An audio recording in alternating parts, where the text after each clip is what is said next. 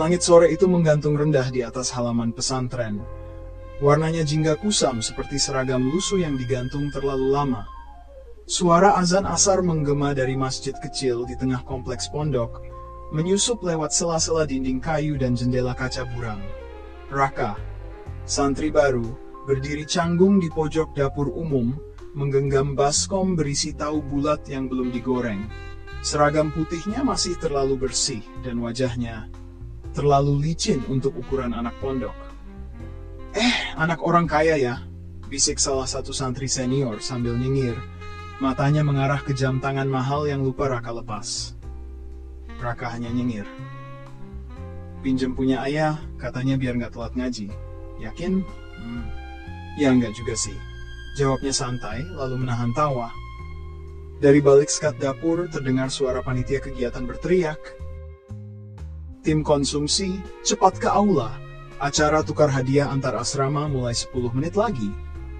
Mereka semua berhamburan keluar. Raka mengikuti membawa nampan berisi kue bolu potong. Aula sudah ramai. Laki-laki di sisi kanan, perempuan di sisi kiri, terpisah oleh tirai tipis berwarna hijau tua. Tapi tak cukup tebal untuk menutupi pandangan siapapun yang nekat menengok. Dan itulah saatnya. Pandangan itu. Raka melirik ke kiri sekilas dan menemukan sepasang mata di antara tirai yang bergoyang. Bening. Tenang, tapi cepat menghilang. Beberapa detik cukup untuk membuat langkah Raka goyah. Nampan di tangannya nyaris miring. Bro, jangan jatuhin kue, bisik temannya. Maaf, itu tadi. Apa? Hantu? Bukan, bidadari. Kayaknya lagi salah alam. Di malam harinya, ketika acara berakhir dan semua kembali ke asrama, Raka masih mengingat mata itu. Ia belum tahu siapa nama gadis itu. Tapi hatinya, anak orang kaya yang dikirim ke pesantren karena dianggap terlalu liar di kota, baru saja tersandung rindu pertama. Dan ia tak bisa tidur. Sambil rebahan menatap langit-langit kayu yang penuh bekas coretan doa-doa cinta santri pendamannya, Raka hanya membisik lirih. Siapa kamu? Dan kenapa tatapanmu lebih menenangkan daripada pelukan ibu waktu aku kecil? Pagi itu, udara pesantren terasa lebih sejuk dari biasanya. Embun belum benar-benar hilang dari rumput-rumput liar di pinggir lapangan. Di teras dapur pondok, Raka duduk mencuci wortel dengan gerakan malas, sembari sesekali melirik ke arah aula belakang, tempat santri putri biasanya melintas untuk ke kelas tahsin. Lama-lama matamu bisa jadi CCTV pondok, celetuk Wildan, teman sekamarnya, sambil menumpuk bumbu dapur di keranjang. Raka tersenyum samar. CCTV bisa rekam video, mataku cuma nyimpen 1 frame. Wildan melotot. Lu naksir ya? Raka tidak menjawab. Ia hanya menatap iris wortel di tangannya, seolah disitulah jawaban yang sebenarnya. Sore harinya, setelah jadwal gotong royong pondok, mereka dibagi tugas untuk menyiapkan takjil bersama santri putri, tapi tetap dengan pembatas besar di tengah aula. Raka ditugaskan membawa piring-piring ke meja tengah. Saat itulah ia melihat kembali gadis itu, berdiri di balik hijab pembatas, menggenggam panci besar dengan celemek yang kebesaran. Matanya tetap teduh, tapi kini ada senyum kecil di ujung bibirnya. Senyum yang terasa seperti salam dalam diam. Raka tak tahan. Ia pura-pura menjatuhkan sendok di dekat meja pemisah. Saat ia membungkuk, ia menyelipkan sesuatu ke dalam plastik roti isi coklat. Sebuah kertas kecil yang dilipat rapi, diselipkan 2 kali, dan diberi titik tinta di pojoknya. Assalamualaikum. Maaf, ini surat yang mungkin gak seharusnya ada. Tapi kalau kau temukan ini, dan kau tak marah, mungkin ini bisa jadi awal dari rasa yang diam-diam ingin jadi doa. Ia bangkit dan kembali ke dapur. Degup jantungnya lebih cepat dari adukan adonan. Malam harinya ia gelisah. Tidak ada kabar, tidak ada kode. Tapi saat sarapan keesokan harinya, ia menemukan 1 plastik kue talam di atas tempat duduknya. Tak ada nama. Tapi di balik bungkusnya, ada kertas berwarna hijau, terselip rapi. Waalaikumsalam. Aku tidak tahu harus menjawab apa. Tapi aku tahu, rasa yang tumbuh diam-diam akan diuji juga dengan diam-diam. Jangan kirim surat terlalu sering. Nanti yang melihat bukan hanya aku. Raka menahan senyum sambil menunduk, pura-pura membaca buku tafsir. Wildan menatap curiga. Apa tuh? Dalil tentang rezeki yang datang tanpa diduga. Jawab Raka tenang sambil menutup plastik kuenya. Hari-hari berikutnya menjadi rangkaian siasat, menitip surat di balik tisu dapur, di dalam bungkus tahu isi, bahkan pernah tertukar dengan plastik cabai yang dikira kosong, dan nyaris dibuang oleh Ustadz dapur. Tapi mereka belajar bahwa cinta diam-diam pun bisa menemukan caranya sendiri untuk hidup, dan bahwa kata-kata yang ditulis pelan bisa berdetak lebih kencang dari suara beduk maghrib. Suatu malam, saat Raka menulis surat kesekian kalinya di balik lembar juz amanya, Wildan memergokinya. Bro, serius lo? Nulis surat cinta di belakang ayat? Raka menatap Wildan, lalu tertawa kecil. Justru karena itu, biar kalau rasa ini salah, aku cepat ingat kemana aku harus pulangin perasaannya.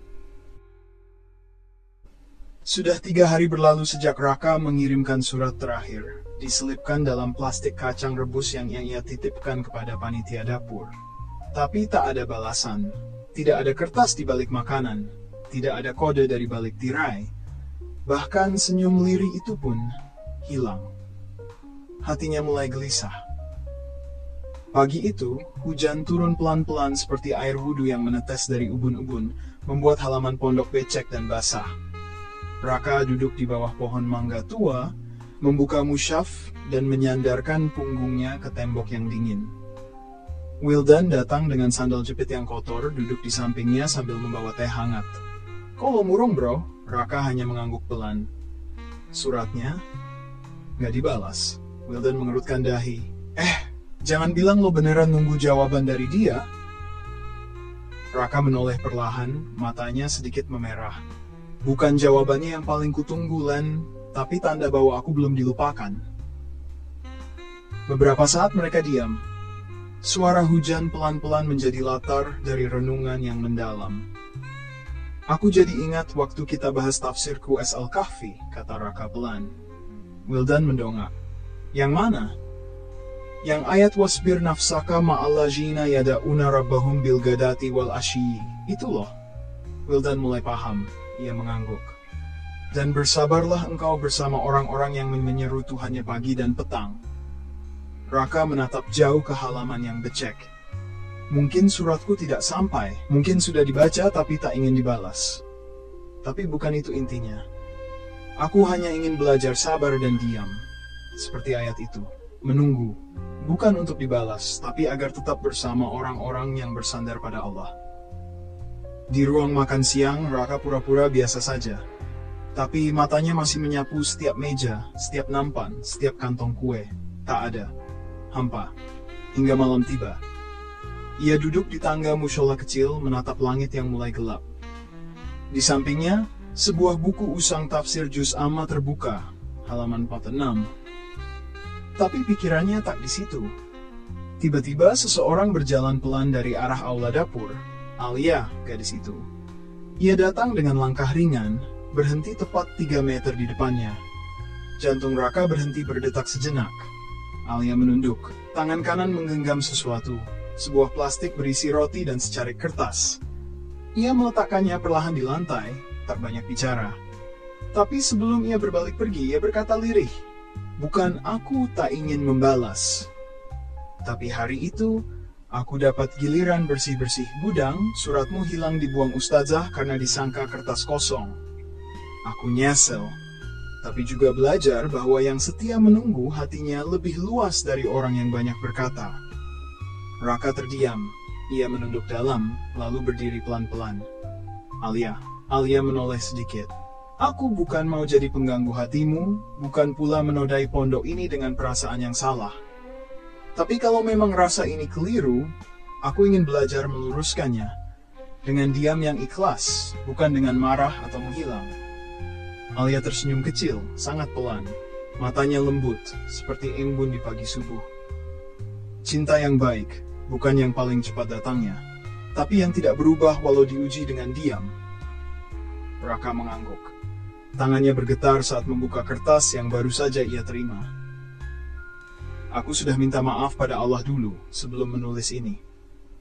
Karena jika kau adalah ujian, aku ingin lulus dengan tetap menjaga dirimu dalam doa.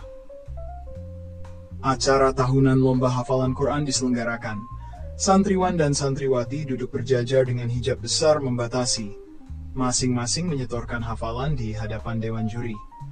Saat Raka naik ke mimbar, ia diminta melanjutkan potongan ayat surah An-Nur. Suara Raka lembut sedikit gemetar di awal.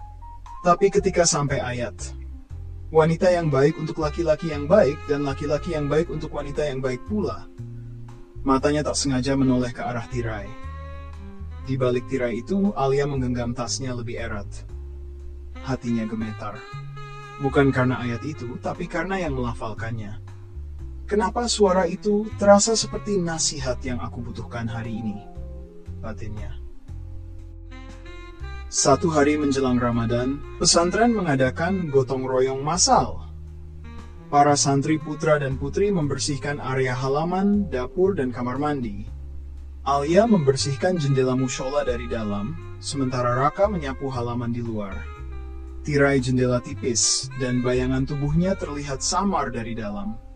Saat Raka berdiri terlalu dekat ke jendela dan bersandar, Alia menahan napas. Ia melihat bayangan pundaknya, suara napasnya, bahkan gerakan tangannya yang sesekali mengusap keringat. Alia hanya berdiri diam, lalu menulis di catatan kecilnya malam itu. Hari ini aku belajar satu hal, rasa yang dijaga dalam diam. Punya bahasa sendiri yang hanya bisa dimengerti lewat bayangan. Pelajaran tafsir, tafsir yang jadi isyarat. Ustazah menyampaikan tafsir surat Al-Baqarah ayat 246 tentang ujian dan kemampuan hamba. Sementara itu, di kelas santri putra, Ustaz menyampaikan hal yang sama. Tanpa sengaja, malam itu dia, Raka dan Alia, menulis refleksi serupa dalam buku catatan mereka. Tidak ada beban yang melebihi kemampuan. Maka kalau rasa ini adalah beban, aku percaya aku bisa menjaganya sampai akhir waktu. Dan ketika Alia menyimpan catatan itu di rak mushola, tanpa ia tahu, Raka menemukannya saat hendak meletakkan kitab yang sama. Ia tak tahu siapa penulisnya. Tapi tulisannya sama seperti yang ada di hatinya. Malam khataman Quran.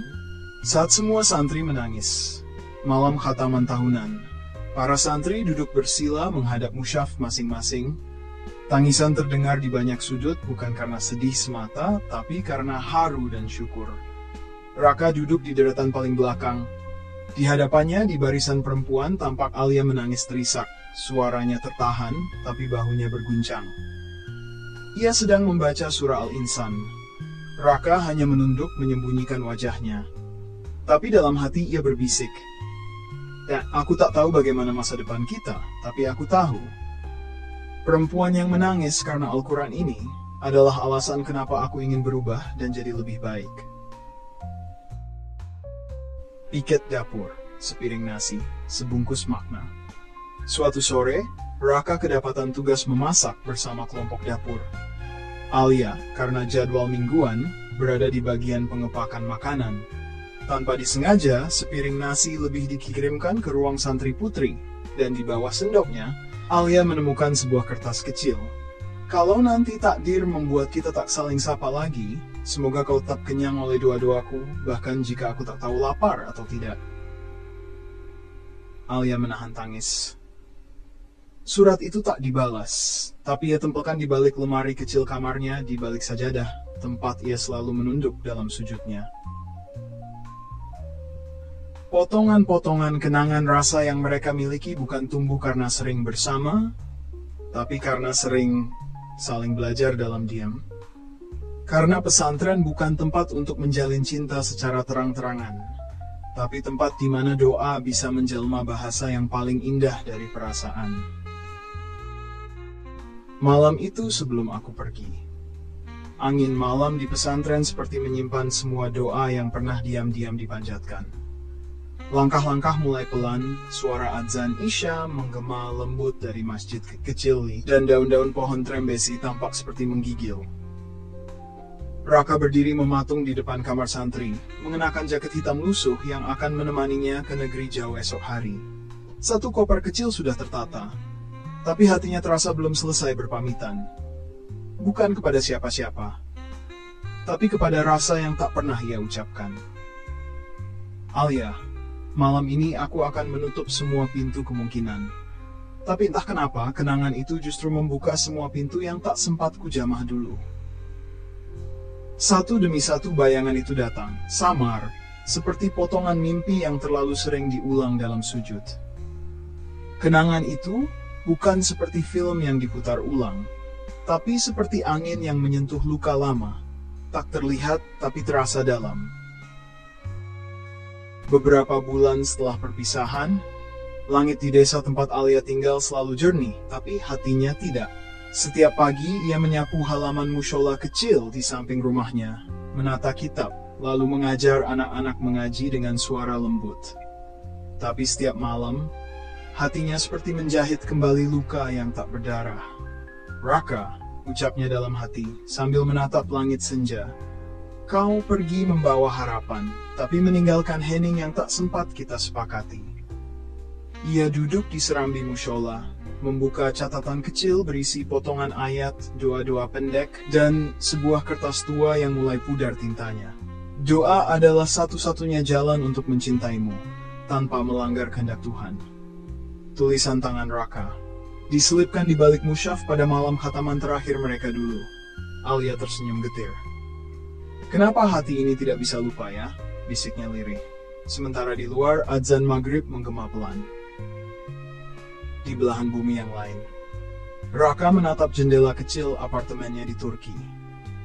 Salju perlahan turun, menutupi atap-atap rumah yang senyap. Tangannya meremas musyaf kecil yang selalu dibawanya. Bukan karena kebiasaan, tapi karena ada hal yang terselip di dalamnya.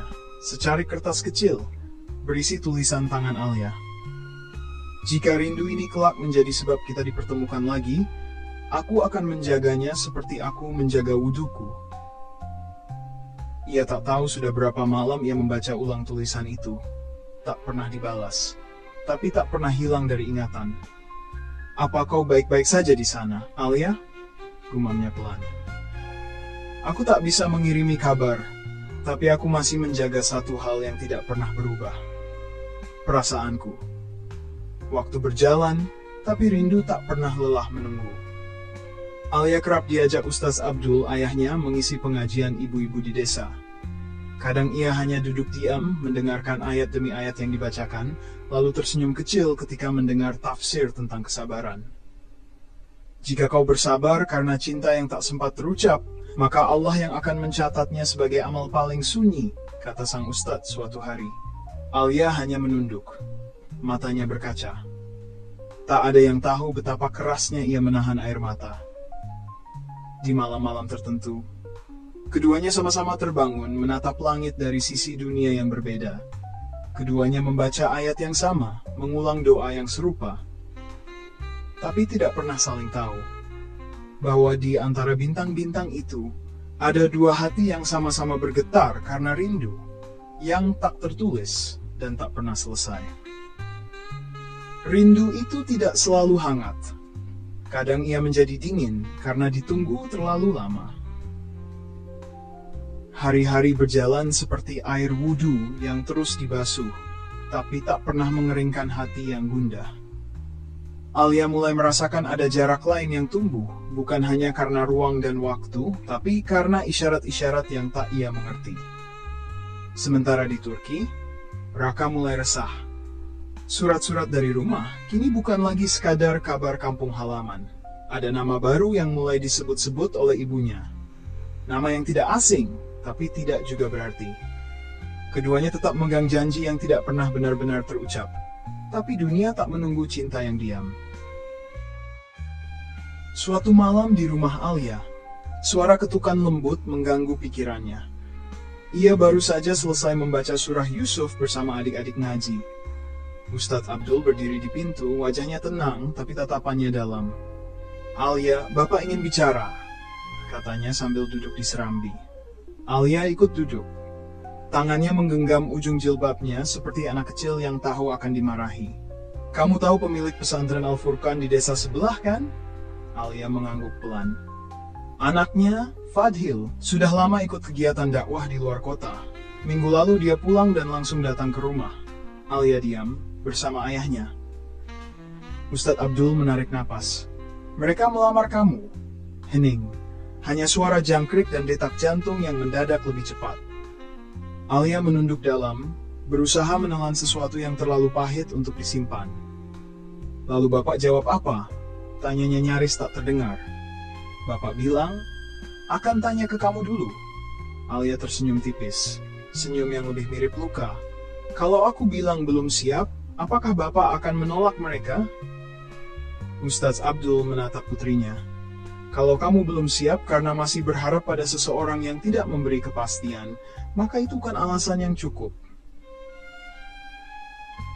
Raka baru saja selesai mengisi seminar kecil tentang pendidikan Islam global. Ia membuka email dari ibunya. Nak, kamu sudah cukup umur. Kami sudah menyiapkan seseorang yang kami kenal baik. Dia anak kolega ayah di Jakarta, insya Allah baik, solehah, cantik, dan seimbang untuk masa depanmu. Kita bisa atur agar kamu bertemu secara daring minggu depan.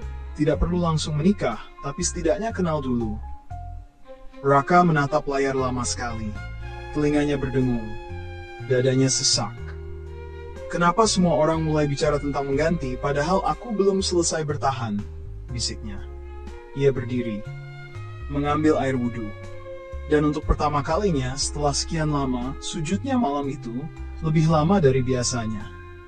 Bukan karena syukur, tapi karena ia takut. Rasa yang ia jaga akan menjadi sia-sia. Beberapa hari kemudian, Alia membuka rak kecil di mushola, tempat biasa surat-surat dari Raka dulu terselip. Kosong. Sudah lama kosong. Tapi kali ini kosongnya terasa lebih menyakitkan. Bukan pesantren yang memisahkan mereka, tapi kenyataan yang menuntut dewasa terlalu cepat. Tahun demi tahun berganti. Alia kini dikenal sebagai guru ngaji di kampungnya. Sederhana, tapi bijak. Cantiknya tidak berubah mah kian teduh. Anak-anak menyayanginya, ibu-ibu menaruh hormat, dan ayahnya mulai mengerti bahwa cinta kadang tak butuh restu. Hanya butuh keikhlasan untuk tidak menghalangi. Sedangkan Raka kini sudah menjadi nama yang dikenal di dunia pendidikan Islam internasional. Pemikirannya tajam, pembawaannya tetap santun. Tapi setiap kali ia menyampaikan materi tentang kesetiaan dan keikhlasan, sorot matanya selalu redup, seperti ada bab yang belum selesai di hatinya. Mereka hidup di dua dunia yang sama sekali berbeda, tapi dunia tak pernah benar-benar sebesar itu. Karena dalam satu agenda ilmiah di Bandung, jalan mereka kembali bersinggungan, tanpa rencana, tanpa aba-aba. Bandung, pagi yang sendu.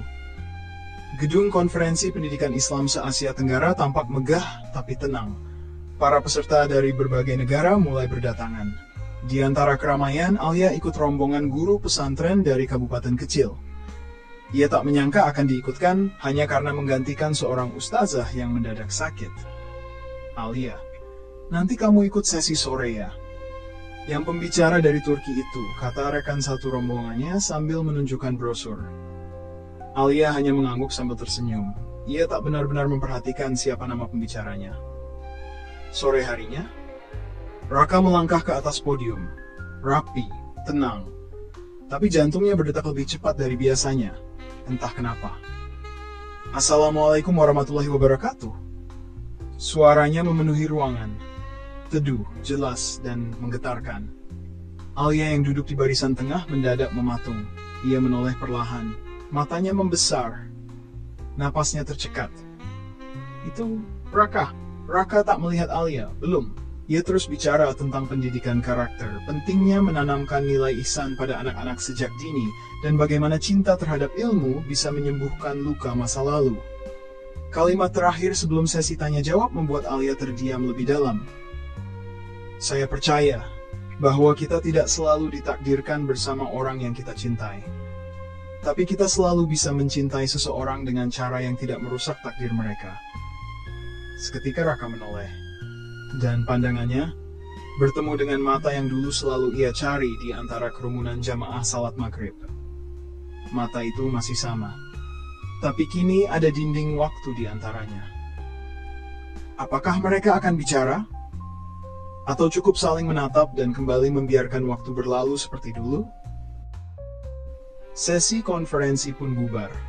Para peserta mulai keluar dari ruangan, saling bersalaman, beberapa minta foto bareng sang pemateri, termasuk ibu-ibu guru dari pesantren kampung yang sudah heboh sejak awal. Itu yang tadi.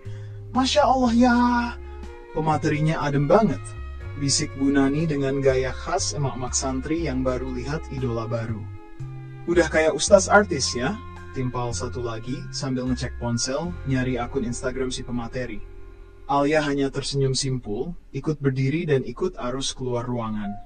Tapi langkahnya melambat. Hatinya penuh gempuran tanya, campur getar yang sulit dikendalikan. Di luar aula, suasana berubah lebih santai. Ada yang antre makanan ringan, ada yang sibuk selfie di depan spanduk besar bertuliskan Konferensi Pendidikan Islam Asia Tenggara 2025. Tiba-tiba dari belakang, Alia. Suara itu membuat langkahnya terhenti. Ia menoleh perlahan. Raka berdiri di sana. Masih dengan batik biru tua yang rapi, wajah sedikit berkeringat, tapi senyumnya, ya Allah, senyumnya tidak berubah. Alia membalas dengan senyum tipis, menunduk sopan. Aku kira kamu gak akan kenal aku lagi, kata Raka pelan, sambil mengangkat alis, sedikit gugup tapi mencoba santai.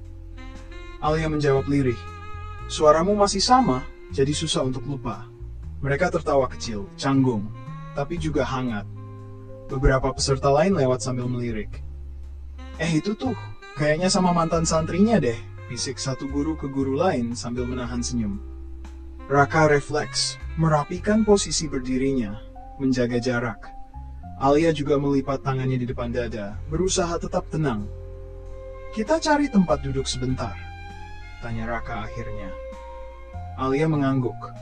Di dekat taman belakang ada kursi panjang, agak sepi. Lebih aman dari Bu Nani yang suka nyusul tiba-tiba, ucapnya pelan lalu keduanya tertawa pelan. Dan begitulah, mereka melangkah bersama tapi tetap menjaga adab. Di taman kecil belakang gedung, mereka duduk di ujung bangku panjang yang dicat hijau muda. Daun-daun berguguran pelan, dan suasana Bandung sore itu terasa lebih damai dari biasanya. Kita harus pura-pura kayak ngobrolin pendidikan ya, kata Alia setengah berbisik. Raka mengangguk sambil menahan tawa.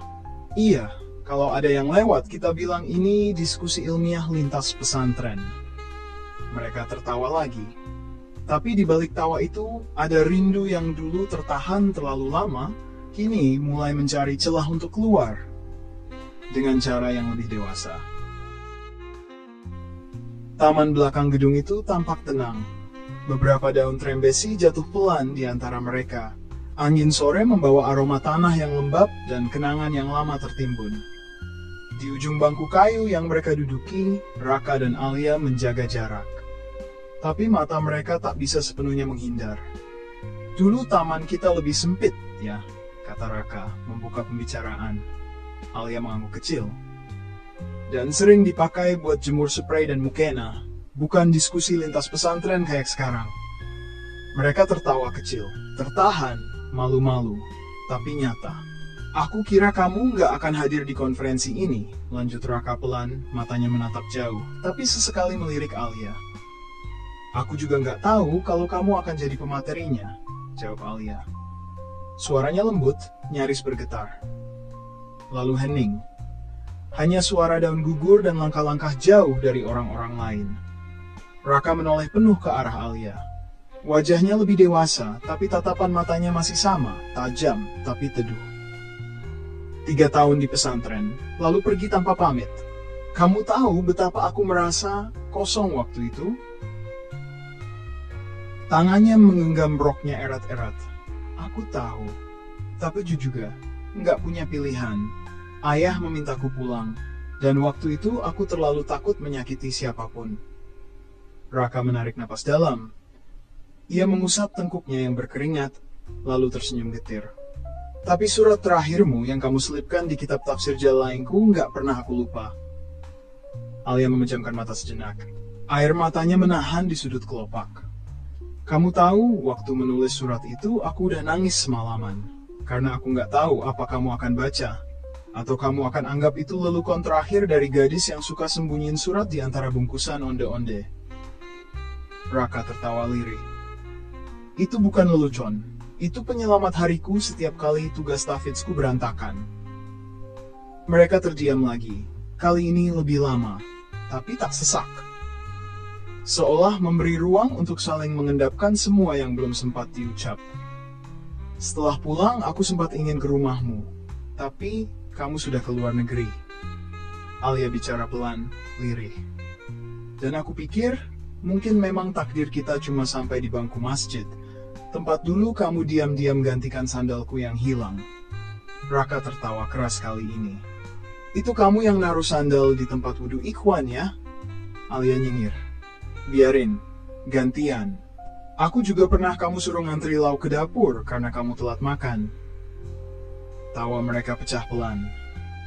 Tapi tawa itu justru jadi pengakuan bahwa ada masa lalu yang terlalu indah untuk dibenci dan terlalu rumit untuk disesali. Kamu sudah tunangan? Tanya Raka pelan. Suaranya berat tapi tak memaksa. Alia mengangguk pelan. Bukan tunangan, lebih ke dijodohkan, pemilik pesantren di kampung. Tapi aku belum bilang iya. Raka diam. Hatinya seperti diaduk, tapi ia mencoba tetap tenang.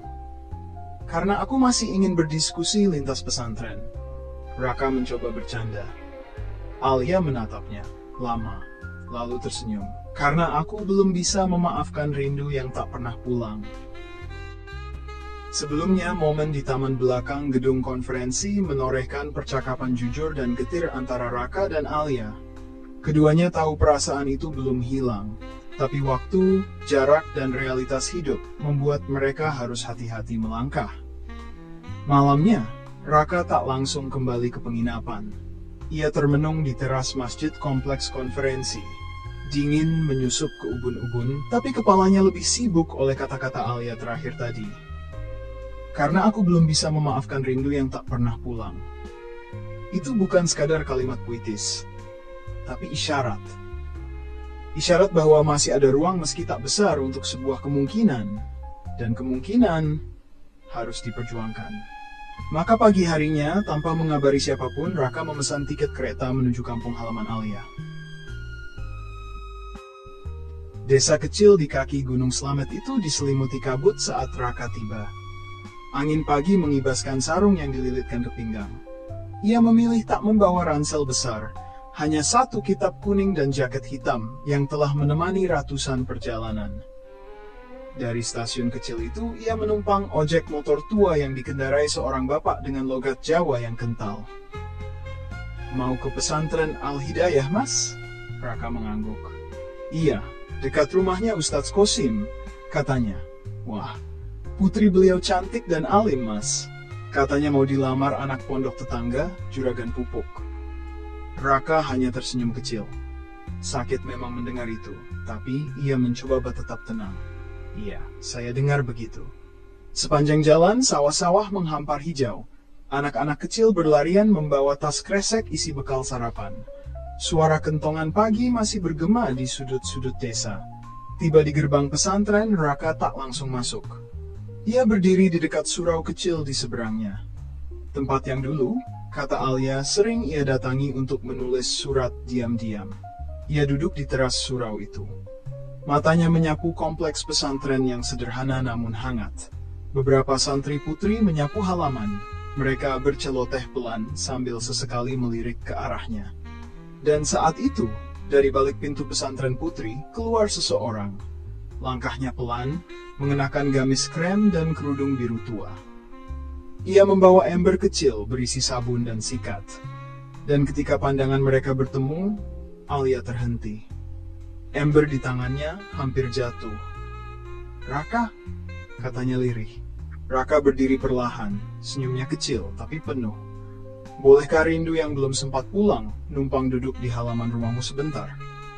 Alia menatapnya lama. Lalu tersenyum, walau air mata langsung turun tanpa diundang. Kamu gila ya, datang jauh-jauh cuma buat ini? Aku nggak mau kita saling mengenang, tapi saling menjauh.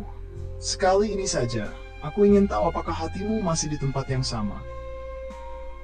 Alia tak menjawab, tapi ia duduk di anak tangga surau dan Raka ikut di sampingnya, jarak sejenak, tapi cukup dekat untuk mendengar detak jantung masing-masing.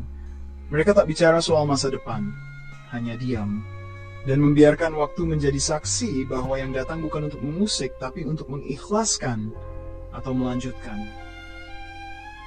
Dan kadang, keikhlasan tak berarti melepaskan, tapi mengikhtiarkan meski kecil sekali peluangnya.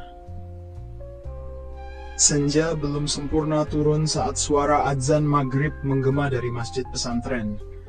Di dalam rumah sederhana berdinding kayu jati itu, suasana terasa lebih dingin dari biasanya. Bukan karena cuaca, tapi karena ketegangan yang menggantung di antara tamu dan tuan rumah.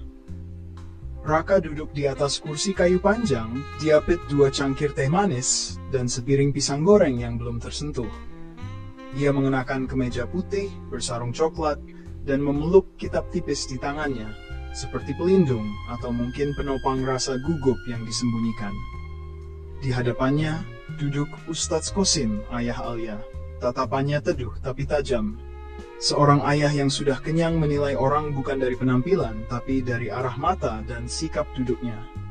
"Ananda dari mana tadi?" katanya. Suara Ustadz Qasim pelan, tapi tegas. "Dari Purworejo, Ustaz, mengajar di madrasah kecil, bantu kiai sepuh yang sudah lanjut usia. Dulu pernah juga ke Mesir, tapi nggak lama." "Saya tahu," Alia cerita. Raka menunduk sopan. Sesekali melirik ke arah dapur, tempat di mana Alia terlihat mondar-mandir gugup membawa nampan tambahan. Tapi yang membuat hati Raka lebih tegang adalah sosok yang baru saja masuk. Pak De Mahfudz, kakak ipar Ustadz Qasim. Pensiunan pegawai Kementerian Agama, dikenal keras dan kolot. "Kamu ini, Raka ya?" Suaranya berat, penuh nada selidik. "Iya, Pak De. Saya dengar kamu pernah hilang bertahun-tahun, belajar ke luar negeri katanya. Tapi saya tanya-tanya kok nggak jelas. Lulusan mana, ijazahnya mana, sekarang kerja apa, sudah punya rumah?" Raka tersenyum kaku. "Saya belum punya rumah, tapi insya Allah cukup untuk hidup sederhana. Saya mengajar dan menulis, Pak De. Rezekinya nggak tetap, tapi cukup." Pak De Mahfudz mendengus. "Cukup itu relatif. Nikah itu butuh kepastian, bukan puisi. Jangan cuma datang bawa kitab dan kenangan." Alia yang mendengar dari dapur menunduk makin dalam. Tangannya gemetar menggenggam cangkir. Raka sendiri terdiam, tak ingin membantah. Tapi Ustadz Qasim tiba-tiba menoleh pelan ke arah kakaknya. "Pak De Mahfudz, biarkan saya yang menilai." Pak De Mahfudz mendesis. "Terserah, asal jangan menyesal. Anak zaman sekarang pintar bicara, miskin tindakan." Lalu ia bangkit dan masuk ke kamar tamu tanpa pamit. Suasana jadi hening. Lalu Ustadz Qasim menghela napas panjang. "Raka." Raka menatapnya penuh harap. "Saya tahu kamu bukan anak yang sembarangan. Dan saya tahu Alia bukan gadis yang gampang condong hati. Tapi restu orang tua bukan hanya logika. Ada perasaan, ada pertimbangan, dan ada waktu." Raka menelan ludah. "Kalau saya boleh jujur, Ustadz, saya tidak memaksa untuk diterima hari ini. Saya hanya ingin dikenali. Saya ingin datang sebagai lelaki yang tak lagi hanya mencintai diam-diam." Ustadz Qasim tersenyum. "Kamu sudah memulai langkah baik. Tapi jangan buru-buru menapaki tangga berikutnya. Saya perlu waktu. Ibumu Alia juga belum bicara banyak. Pak Demu, ya kamu tahu sendiri." Raka mengangguk. Dalam hati ia tahu restu bukan ditaklukkan, tapi dijemput dengan sabar. Saat ia hendak pamit, Alia menyelipkan secari kertas ke dalam kitab yang Raka peluk. Mereka tak sempat berbicara. Tapi saat di jalan pulang, di atas motor ojek yang sama, Raka membuka catatan kecil itu. "Aku tahu kamu tidak datang untuk merayu restu. Tapi terima kasih, karena datang bukan sebagai pelarian, tapi sebagai pejuang. Tunggulah aku dengan sabar yang sama seperti dulu. Dan doakan aku agar bisa berkata jujur pada hatiku dan pada keluargaku."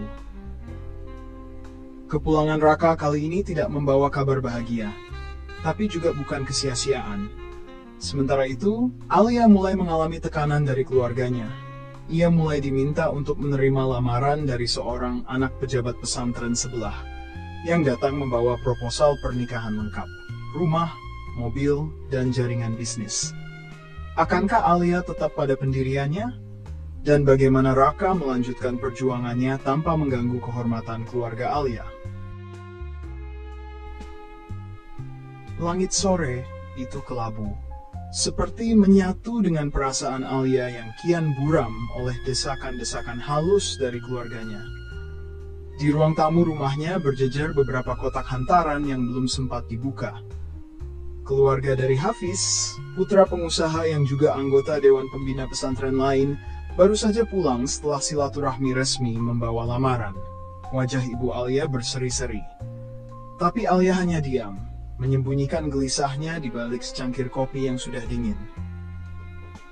Alia, Ibu nggak minta kamu langsung jawab, tapi pertimbangkan baik-baik. Calonmu ini ustadz, hafal 30 juz, rumahnya sudah ada, mobilnya juga. Ibu lihat dia tulus, dan dia serius. Alia hanya mengangguk kecil, tanpa suara.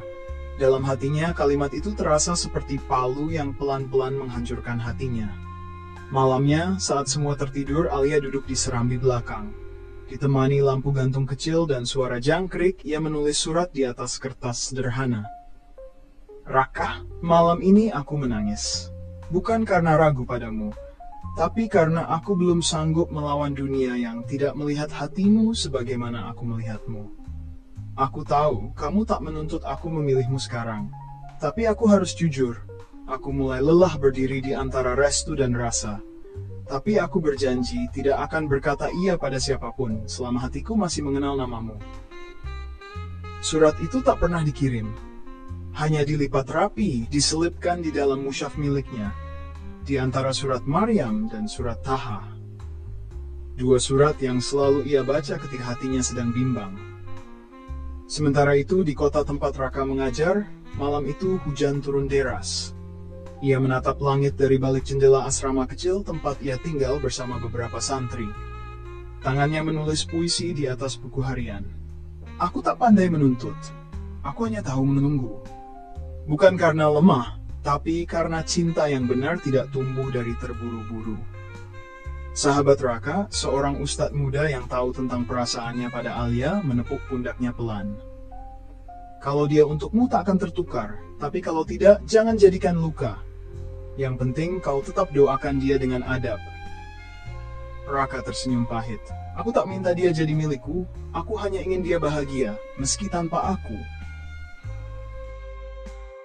Waktu terus berjalan. Alia mulai kehilangan kendali atas pilihan hidupnya sendiri. Raka terus bertahan dalam diam. Tapi justru dalam senyap itu mereka mulai menemukan makna cinta yang tidak sekadar memiliki, melainkan meneduhkan. Namun saat hari pertunangan Hafiz dengan Alia mulai direncanakan, sesuatu terjadi. Sebuah surat dari luar negeri yang ditujukan ke pesantren mencantumkan nama Raka sebagai pewaris amanah dari seorang ulama besar. Dan tiba-tiba, mata semua orang mulai melihat Raka dengan cara berbeda. Apakah takdir akan berubah? Apakah cinta yang dulu diam-diam akan diberi ruang untuk bicara? Gedung pesantren itu tampak biasa pagi itu. Namun suasana di ruang guru mendadak hening saat seorang pengurus yayasan membuka amplop besar berstempel resmi dari Rabat, Maroko. Di dalamnya, sebuah surat, salinan dokumen wakaf, dan selembar kertas tua bertuliskan tangan Arab pegon yang mulai menguning.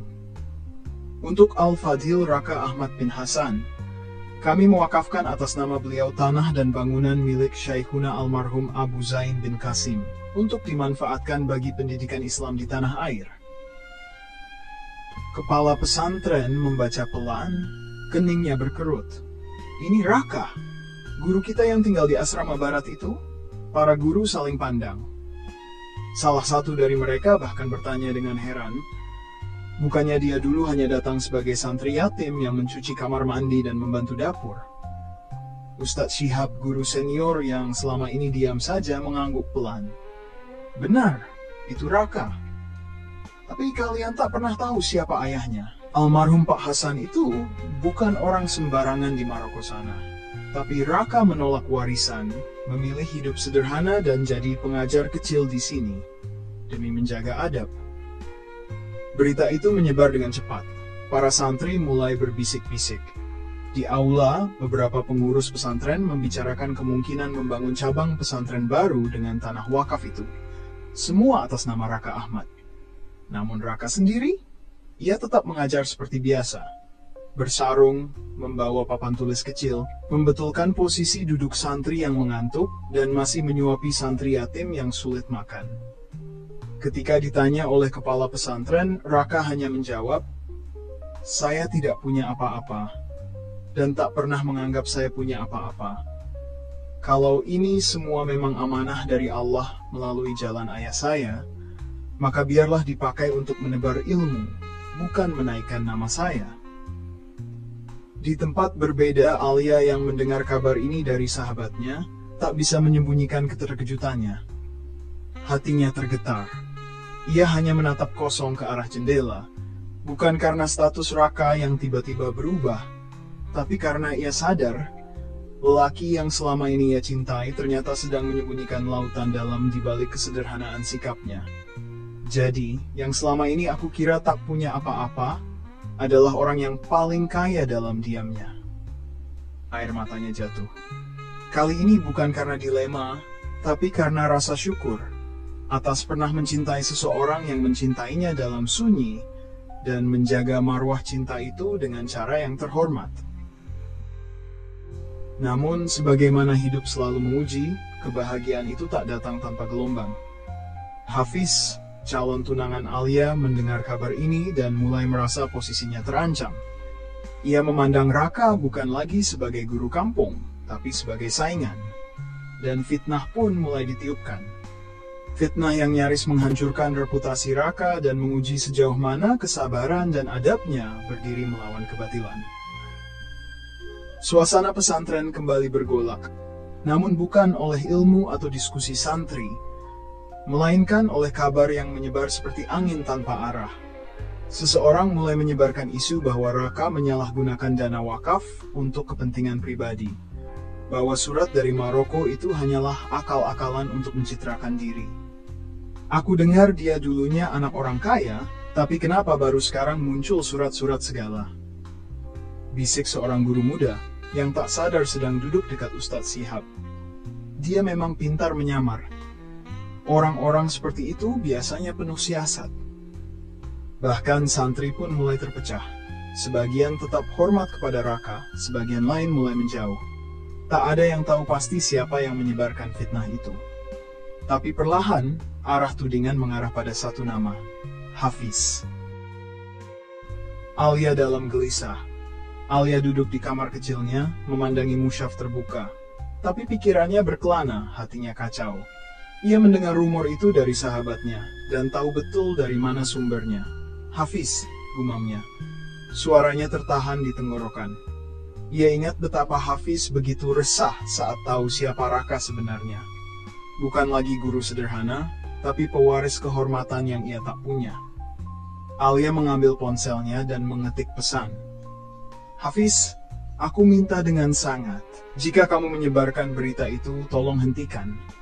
Ini bukan tentang aku memilih siapa, tapi tentang menjaga kehormatan seorang guru."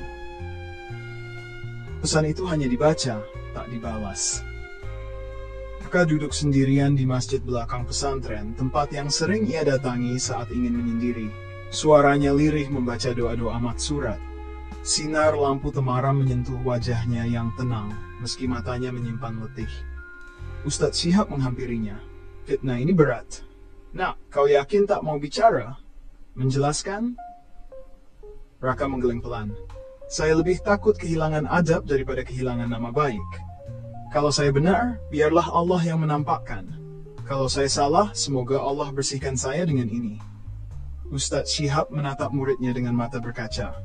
Ia tahu, Raka bukan hanya belajar ilmu, ia telah menjadi ilmu itu sendiri. Titik balik. Mimbar Jumat. Hari Jumat itu, Hafiz yang ditugaskan khutbah naik mimbar dengan penuh percaya diri. Namun ada kegelisahan di balik jubahnya. Ia tahu banyak pasang mata sedang menunggu apakah ia akan menyerang Raka di atas mimbar, secara halus ataupun terang-terangan. Namun tepat sebelum ia membuka khutbah, seorang santri masuk terburu-buru membawa sepucuk surat. Kepada pengurus, ia menyampaikan, ada pengakuan dari seorang alumni yang dulu menyimpan surat wakaf itu. Ia baru menyadari pentingnya dokumen itu dan mengirimkan klarifikasi ke pesantren. Surat itu dibacakan, dan isinya menghapus semua fitnah. Bukan hanya membenarkan keaslian dokumen wakaf, tapi juga menyebut Raka sebagai satu-satunya yang tak pernah menyinggung soal harta atau warisan, sejak awal ia datang ke pesantren itu. Suasana masjid hening. Hafiz terdiam di mimbar. Suaranya tak keluar. Ia turun perlahan, lalu meninggalkan masjid dengan wajah tertunduk. Di sore hari, Alia mendatangi asrama tempat Raka biasa mengajar. Kali ini tanpa takut, tanpa malu. Ia membawa sepucuk surat. Ini surat terakhir dariku, Kak Raka, bukan karena aku menyerah, tapi karena aku sudah tahu kemana arah hatimu melangkah. Kamu bukan milik dunia ini saja, kamu milik jalan ilmu. Dan aku ingin belajar ikhlas.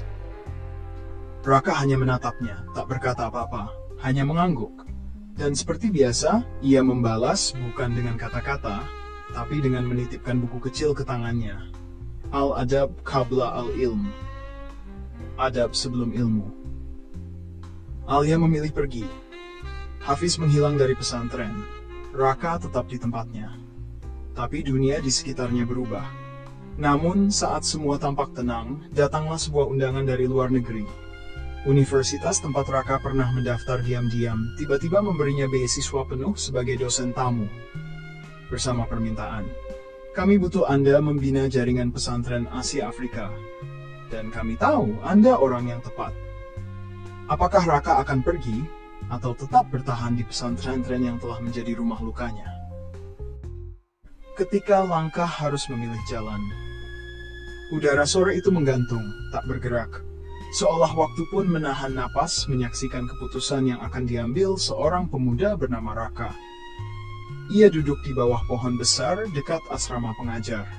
Di tangan kirinya, undangan dari Universitas Islam Internasional Maroko. Di tangan kanannya, sebuah buku kecil yang sudah mulai usang. Al-Adab Qabla Al-Ilm, pemberian dari Kiai dahulu. Apakah ini jalan hidupku, Guru? Bisiknya lirih hampir seperti doa. Langkah kaki mendekat. Ustadz Syihab datang membawa 2 cangkir teh, duduk di sebelahnya. Ada saatnya kita diuji bukan hanya oleh musuh, tapi oleh mimpi sendiri. Raka menatapnya, masih diam. Pergi itu bukan berarti meninggalkan. Kadang, pergi justru cara terbaik untuk kembali membawa cahaya yang lebih terang.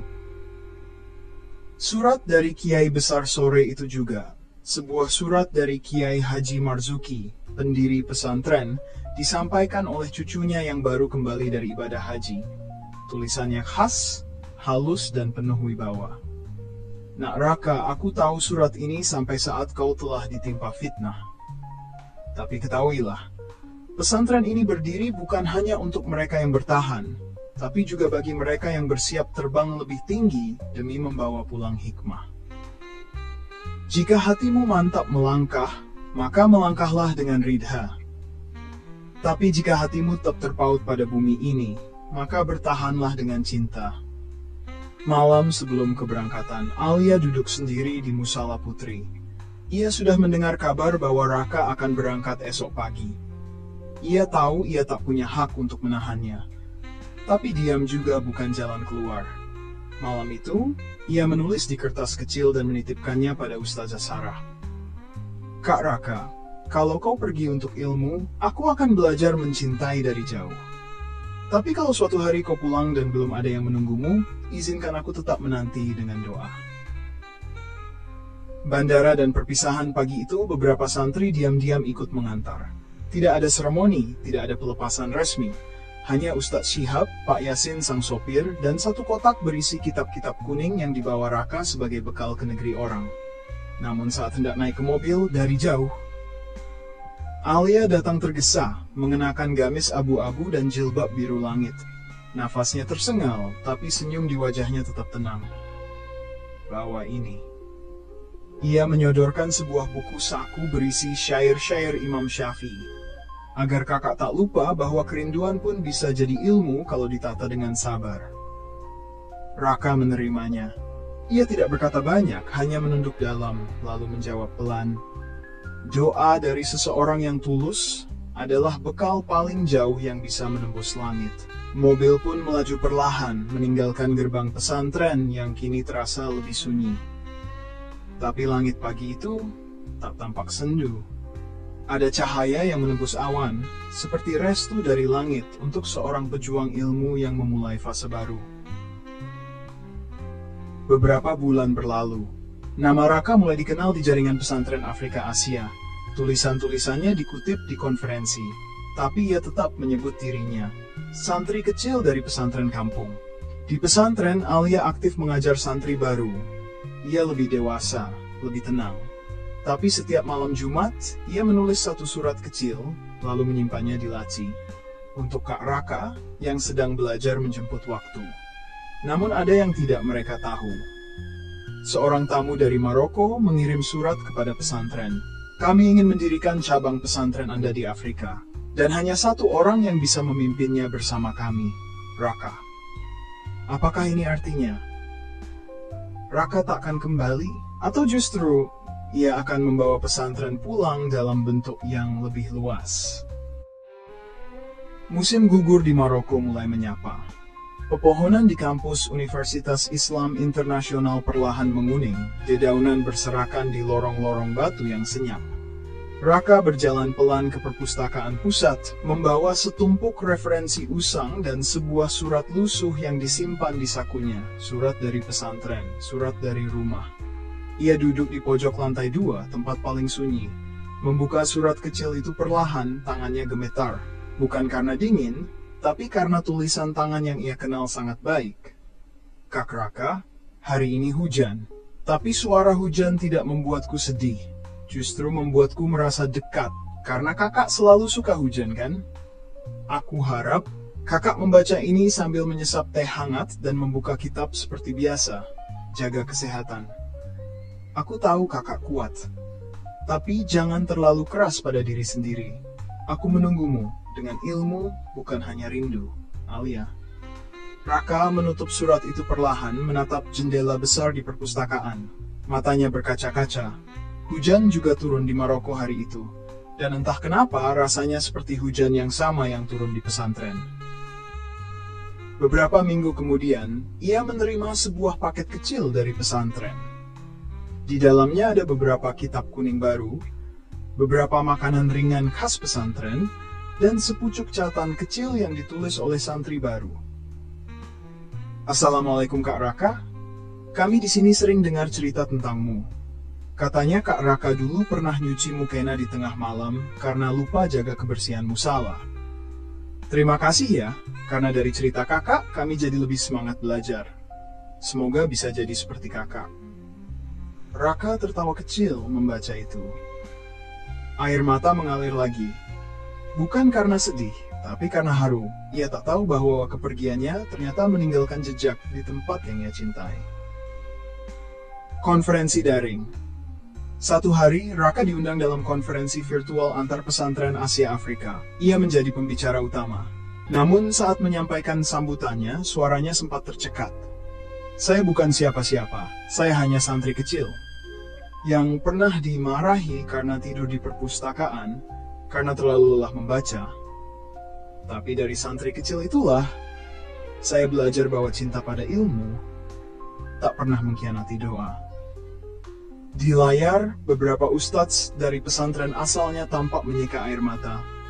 Bahkan Kiai Haji Marzuki yang kini sudah uzur, menatap layar dengan senyum gemetar. Semalam yang sunyi, Raka membuka kembali surat-surat Alia yang ia kumpulkan rapi dalam kotak kecil. Ia menyentuh satu persatu dengan hati-hati, seolah takut merusaknya. Lalu menulis balasan. Alia, aku membaca setiap suratmu seperti membaca ayat hidup. Kau bukan hanya mengirim rindu, tapi juga kekuatan. Jika aku pulang nanti, aku tak ingin hanya menjadi diriku yang dulu. Aku ingin pulang sebagai rumah bagi doa-doamu." Ia tidak langsung mengirimkan surat itu. Ia menyimpannya dulu, menunggu waktu yang tepat.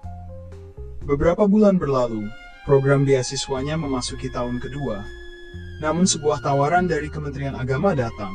Raka diminta menjadi perwakilan Indonesia dalam proyek pendidikan integratif berbasis pesantren dan teknologi di Afrika Utara. Itu artinya, ia harus memperpanjang masa tinggalnya, atau menolak dan pulang. Dalam kebimbangan itu, ia kembali membuka surat-surat Alia. Di antara tumpukan kertas yang mulai menguning, salah satu surat itu terlipat rapi dengan bekas minyak di ujungnya. Mungkin dari bungkusan makanan yang dulu sering dijadikan alat tukar rindu. Tangannya gemetar saat membukanya. Aroma kenangan seperti menyeruak kembali. Dan di dalamnya tertulis dengan goresan tangan yang tak berubah sejak dulu. "Jika kakak harus memilih antara pulang atau memperluas manfaat, maka pilihlah jalan yang bisa membawa cahaya ke lebih banyak jiwa. Aku tidak akan menahanmu, karena aku mencintaimu, bukan untuk dimiliki, tapi untuk ikut tumbuh. Karena cinta yang sejati tak pernah minta pulang, ia mendoakan jalan." Tangannya mengepal, napasnya tercekat. Dadanya sesak oleh rindu yang selama ini ia bungkam rapat. Ia menutup mata. Di balik kelopak yang basah, tergambar wajah Alia. Senyum lirihnya yang dulu selalu hadir di sela-halakah malam. Tatapannya yang penuh dukungan meski dari jauh, dan suara lembutnya yang hanya terdengar dalam mimpi. Lama ia diam. Lalu perlahan bibirnya bergerak. "Alia, aku akan pulang, tapi tidak sekarang." Suaranya berat, namun penuh keteguhan. "Aku harus menjadikan penantianku berarti. Jika kau percaya padaku, maka izinkan aku mengukir makna dari semua ini.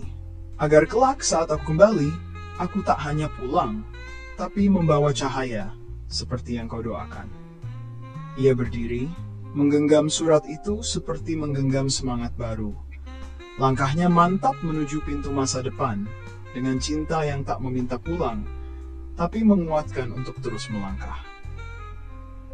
Malam demi malam berlalu. Waktu tak selalu menyembuhkan, tapi ia diam-diam mengajari cara menerima.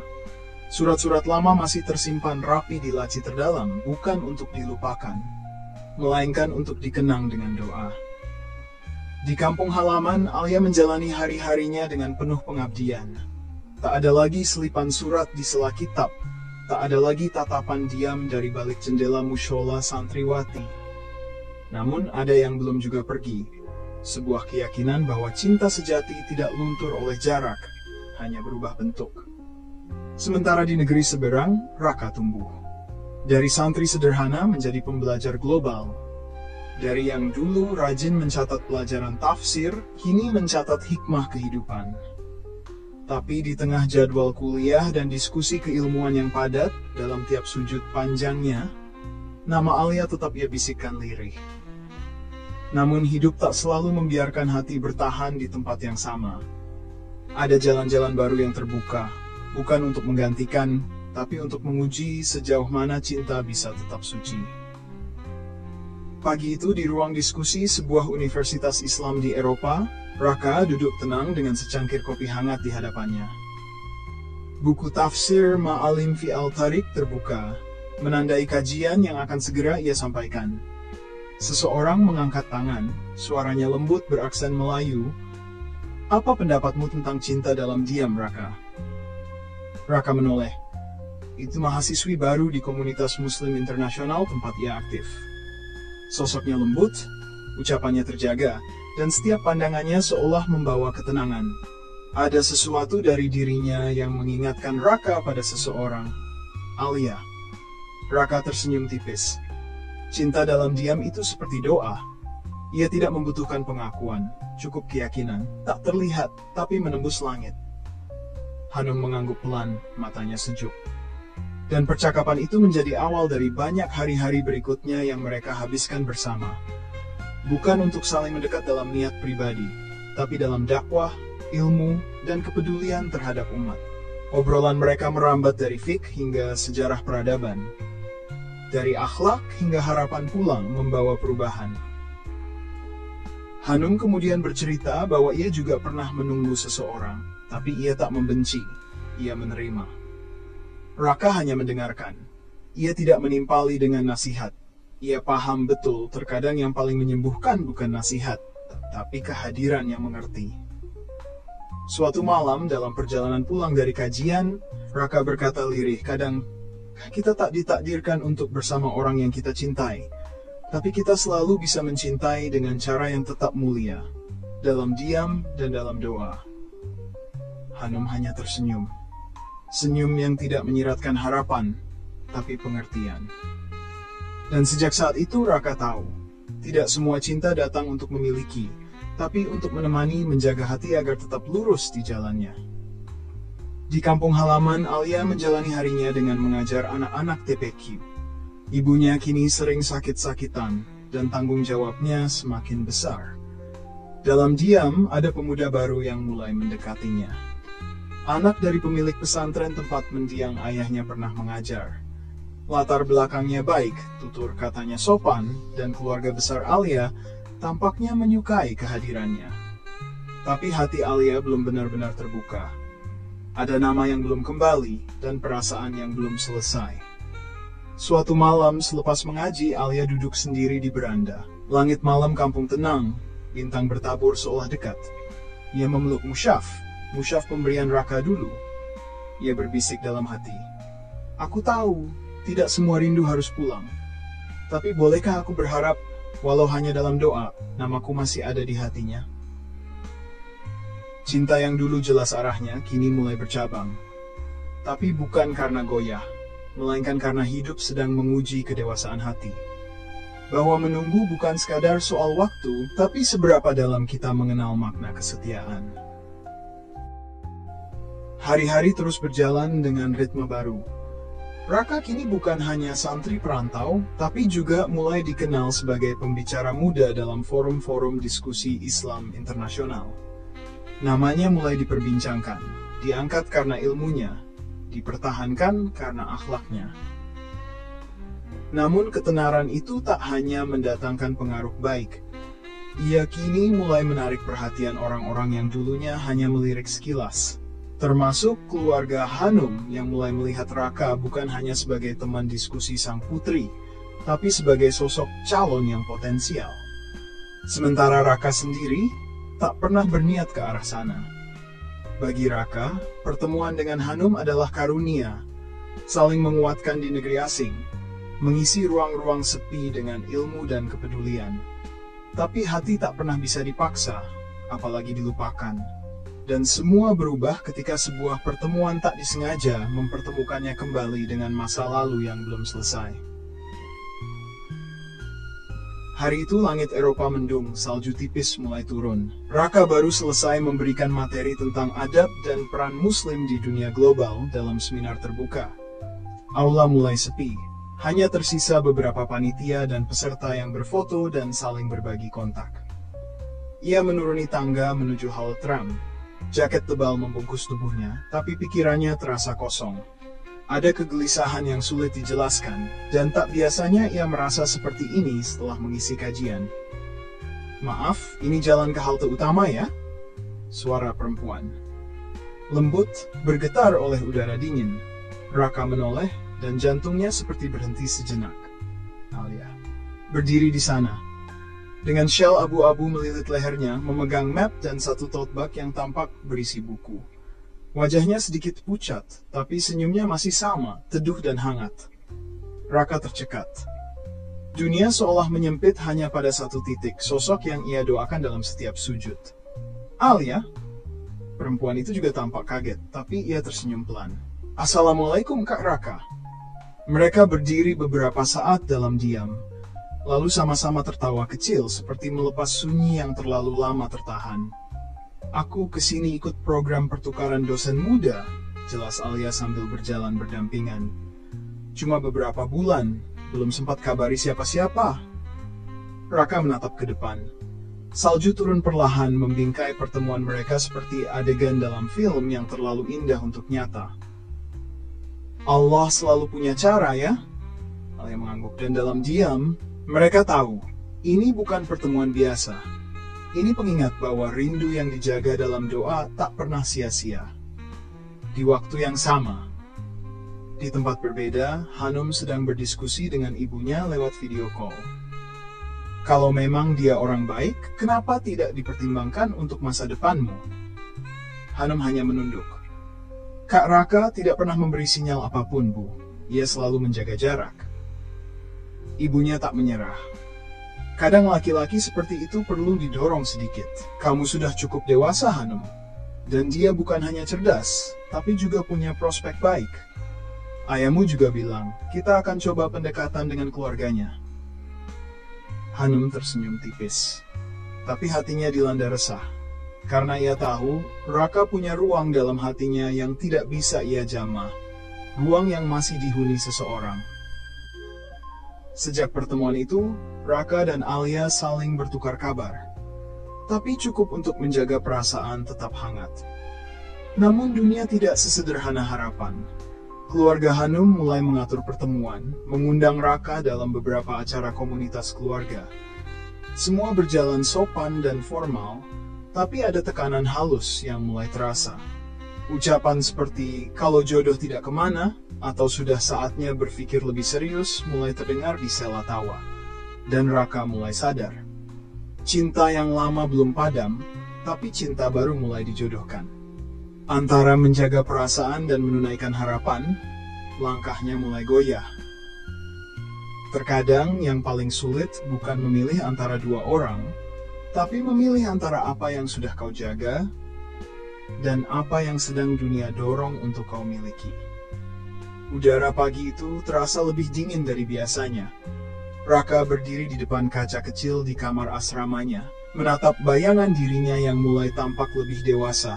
Tak lagi sekadar santri perantau, tapi juga seorang laki-laki yang kini harus menghadapi kerumitan dunia dewasa. Pilihan-pilihan perasaan yang rumit. Pertemuan dengan Alia tempo hari menyisakan kehangatan sekaligus kegundahan. Ia kembali mengingat surat-surat Alia, kalimat-kalimat yang tak pernah menuntut, hanya memberi ruang untuk tumbuh.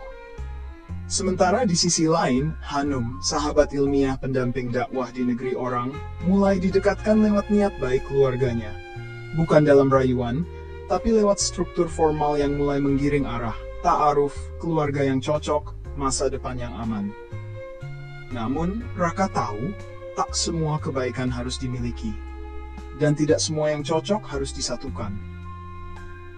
Dalam forum diskusi, hari itu, Raka diminta menjadi pembicara utama dalam diskusi tertutup bertema etika hati di tengah kesibukan dakwah.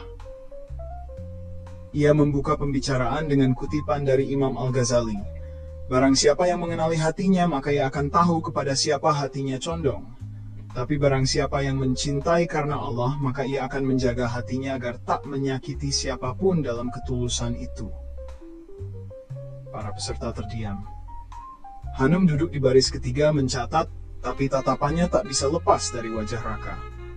Raka melanjutkan dengan suara yang tenang, namun matanya seperti sedang berbicara lebih dari apa yang terdengar. Seringkali kita lupa bahwa dalam mencintai ada adab, bahwa menjaga hati bukan hanya tentang menghindari dosa, tapi juga tentang tidak menuntut balasan yang belum tentu ditakdirkan. Terkadang mencintai berarti membiarkan seseorang tetap tumbuh, meski bukan di sisi kita. Hanum menunduk. Ada getar di hatinya. Ia mengerti maksudnya. Dan di luar ruangan, Alia yang datang terlambat berdiri diam mendengarkan dari balik pintu. Ia tak masuk. Ia tahu. Cinta tak harus selalu memiliki panggung di tengah banyak mata. Dialog dalam suasana yang hening. Malamnya, Hanum mengajak Raka berbicara di taman belakang asrama. Aku tahu keluarga kami mulai mengambil langkah, ujar Hanum pelan, tanpa menyindir atau merajuk. Aku pun tidak mencegah, tapi aku ingin tahu langsung dari Kak Raka. Kalau boleh jujur, adakah seseorang yang masih kakak simpan dalam hati? Raka diam. Ia tidak menyembunyikan keterkejutan, tapi juga tak menolak untuk menjawab. Ia menatap langit. Aku sedang belajar bahwa mencintai tidak selalu berarti memiliki, tapi tidak menjawab bisa menyakiti lebih lama. jadi biar aku jujur. Ia menunduk, menatap Hanum dengan lembut. Hatiku belum selesai pada seseorang yang pernah menungguku, dan aku tak ingin berbuat zalim pada siapapun dengan menyemai harapan yang tidak bisa kupenuhi. Hanum tersenyum kecil, matanya mulai basah. Tapi ia tidak menangis karena kecewa, melainkan karena bangga. Terima kasih, karena menjawab dengan kejujuran, bukan basa-basi yang menenangkan sesaat, bisiknya. Adab yang menyelamatkan hati. Keesokan harinya, Raka menerima undangan makan malam dari keluarga Hanum. Tapi sebelum acara dimulai, ia meminta izin bicara secara pribadi kepada ayah Hanum. Dengan penuh takzim dan nada yang sopan, Raka menyampaikan, "Bapak, izinkan saya menjaga silaturahmi, namun tidak melangkah lebih jauh dalam perjodohan ini. Saya tak ingin mengecewakan, tapi lebih tidak ingin melukai. Saya masih membawa rasa yang belum selesai, dan itu akan membuat saya tak adil." Ayah Hanum terdiam lama, lalu mengangguk pelan. "Ketegasanmu justru menunjukkan siapa dirimu sebenarnya, nak. Dan kami menghargainya." Di sepertiga malam itu, Raka sujud lebih lama dari biasanya. Doanya tak lagi sekadar tentang jodoh, tapi tentang keberanian menjaga adab dalam cinta dan kekuatan untuk menjadi orang baik meski harus melepas kemungkinan yang baik. "Ya Rab, jika mencintai adalah ujian, maka ajari aku untuk lulus dengan adab, bukan dengan emosi. Jika harus memilih, maka pilihkan jalan yang membuat kami saling mendoakan, bukan saling melupakan." Di balik penantian, Alia belajar merdeka. Pagi di kampungnya tak pernah seramai ini. Sejak Alia memutuskan aktif kembali di komunitas pendidikan anak dusun, hari-harinya kembali terisi oleh tawa dan debu, coretan papan tulis, serta secangkir teh pahit yang diseduh emak-emak setempat. Tapi sejak pertemuan dengan Raka beberapa minggu lalu, sekilas di aula pesantren, tanpa dialog, hanya tatap yang menahan cerita, segala sesuatu terasa lebih berat. Namun bukan berat yang menyakitkan, melainkan berat karena bertumbuh. Di suatu sore setelah selesai mengajar, Alia duduk sendiri di beranda rumah kayunya. Di hadapannya, tumpukan surat-surat lama yang dulu ia tulis untuk Raka, tapi tak pernah dikirim. Ia membuka lembaran yang paling kusut, yang paling banyak bercak air mata. "Kamu tahu kah? Aku dulu mencintaimu dengan rasa takut. Takut kamu tak kembali, takut kamu berubah, takut aku cuma singgah dalam langkahmu." Ia tersenyum getir.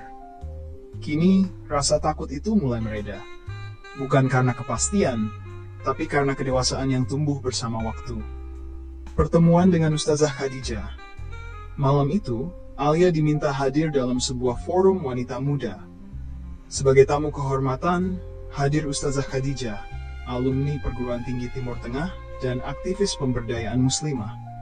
Dalam salah satu sesi diskusi, seseorang bertanya, "Ustazah, bagaimana jika cinta yang pernah kita tanam tak kunjung menuai? Haruskah kita cabut dan tanam ulang di ladang lain?" Ustazah Khadijah tersenyum. "Ladang cinta yang paling abadi adalah ladang yang membuatmu dekat dengan Allah. Kalau menunggu membuatmu lebih kuat, lebih ikhlas, lebih banyak belajar, maka itu bukan penantian sia-sia. Tapi kalau ia justru membuatmu lupa siapa dirimu, maka itu bukan cinta, itu hanya keterikatan." Kata-kata itu menampar pelan hati Alia. Mungkin selama ini ia terlalu takut kehilangan, sampai lupa bahwa yang paling indah dari mencintai adalah tetap menjadi diri sendiri, bahkan saat ditinggal. Sejak malam itu, Alia mulai memperluas langkahnya.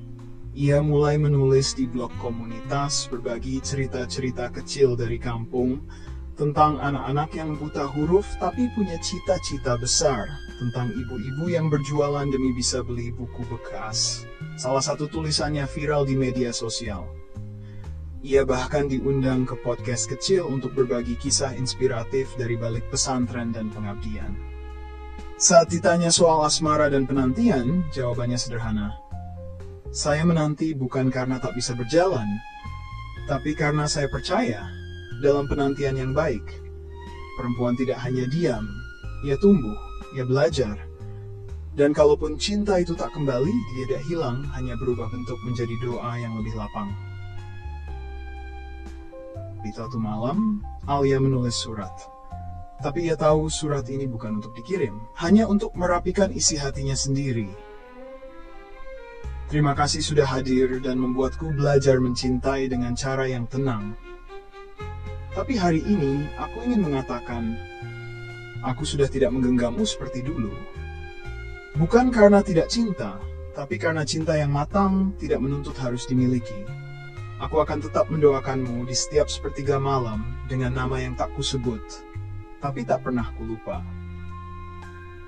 Lalu ia melipat surat itu, meletakkannya di antara lembaran buku tafsir, dan tersenyum. Menjadi perempuan yang tidak lagi menunggu dalam sunyi.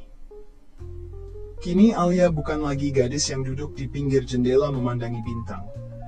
Ia berjalan ke ladang-ladang pendidikan, ke ruang-ruang diskusi, ke dunia di mana cinta bukan satu-satunya pusat hidup, tapi salah satu cahaya yang menemani jalan pulang kepada Allah. Dan pada akhirnya, cinta yang disimpan dalam doa tak pernah sia-sia. Ia akan menemukan jalannya, entah kembali atau berganti bentuk, tapi selalu dalam ridha dan adab. Sejak tulisan-tulisannya viral, Alia mulai dikenal oleh banyak kalangan, tak hanya di kampung tapi juga kalangan akademisi dan aktivis sosial. Ia diundang menjadi pembicara dalam Forum Pemuda Muslim Nasional, membawakan tema menjaga adab, merawat asa di tengah ujian hati. Di forum itulah Alia pertama kali bertemu Salman. Bukan lelaki yang datang membawa rayuan, melainkan datang dengan santun, dalam, dan tahu tempat berdiri. Ia bukan tipe yang suka basa-basi. Gaya bicaranya rapi, padat ilmu, dan sesekali diselingi tawa yang hangat. Bukan karena ingin memikat, tapi karena begitulah wataknya. Bersahaja. Diskusi yang membuka cakrawala. Setelah forum selesai ada sesi istirahat kecil di taman belakang. Di situ Salman menghampiri Alia dengan sopan. Afwan, ukti Alia. Saya tertarik dengan satu kalimat yang tadi Anti sampaikan. Perempuan yang menunggu bukan berarti pasif, tapi aktif dalam diamnya. Itu dalam sekali. Boleh saya tahu, bagaimana Anti menumbuhkan sikap itu? Alia sempat terdiam. Jarang sekali ia ditanya bukan untuk basa-basi, tapi untuk memahami. Mungkin karena saya pernah menunggu bukan dengan sabar, tapi dengan gelisah. Lalu saya belajar bahwa cinta yang tidak membawa kita lebih dekat pada ilmu dan Allah, mungkin hanya hawa nafsu yang dibungkus harapan. Salman mengangguk hikmat.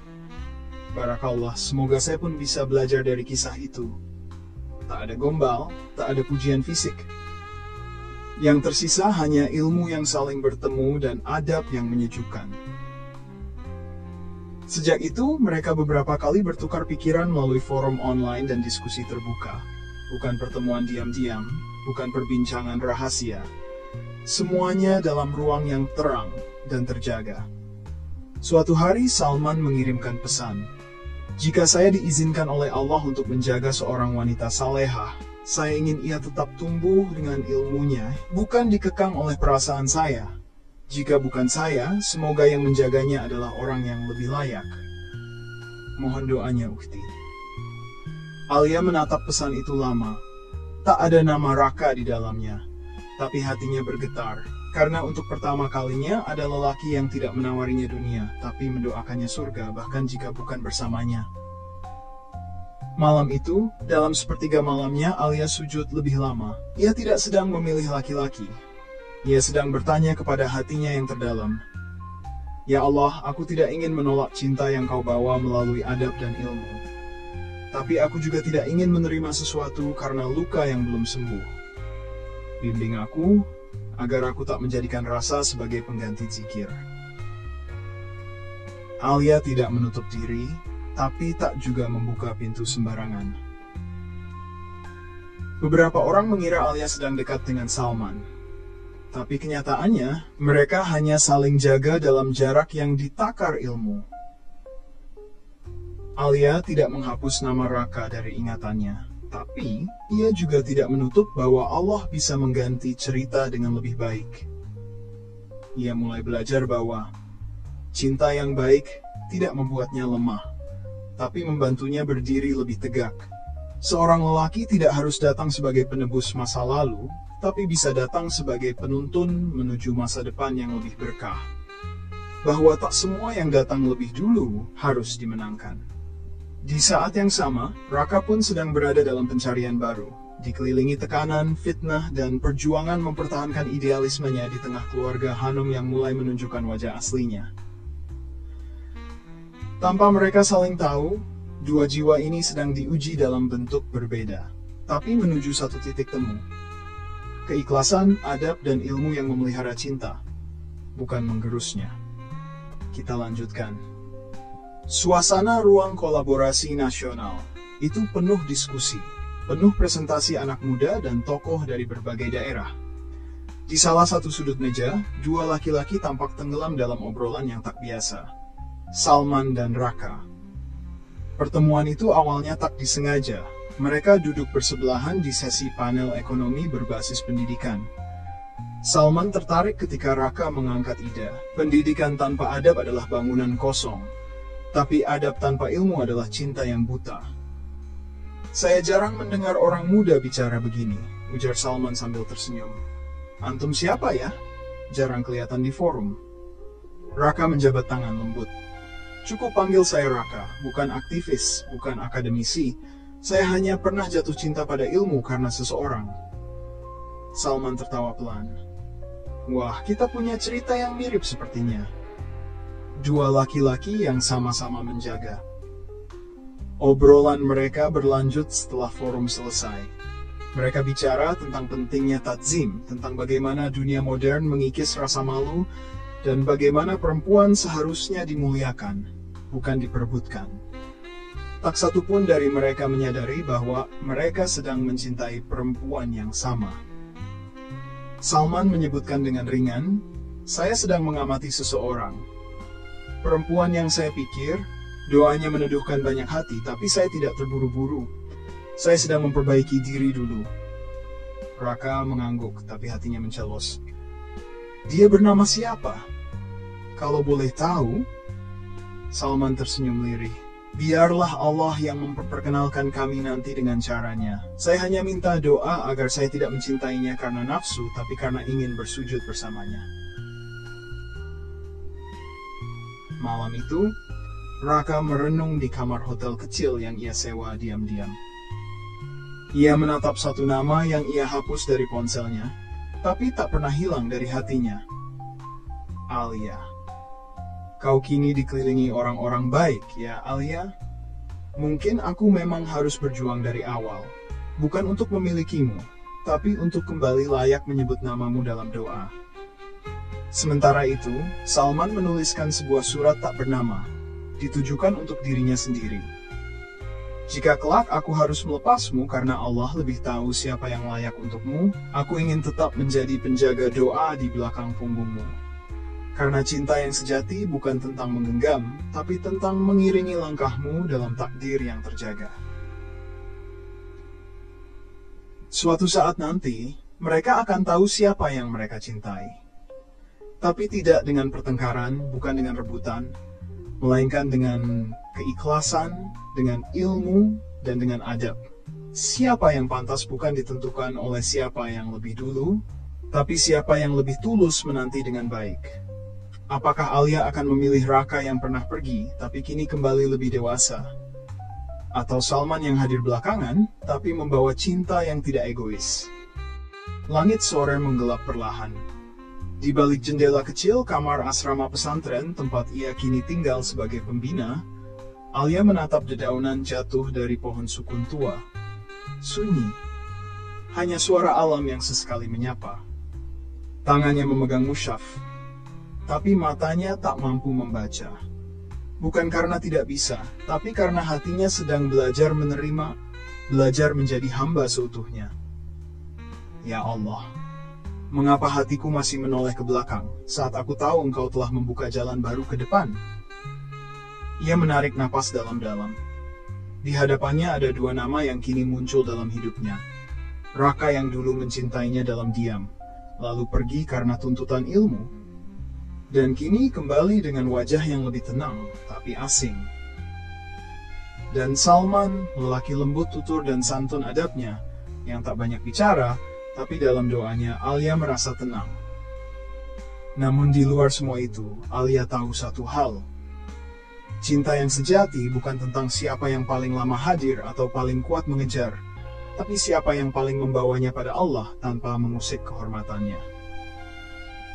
Alia berdiri mengambil air wudhu dan sujud lama dalam qiyamul lail yang sunyi. Di sujud panjang itulah kalimat ini berulang kali ia bisikkan.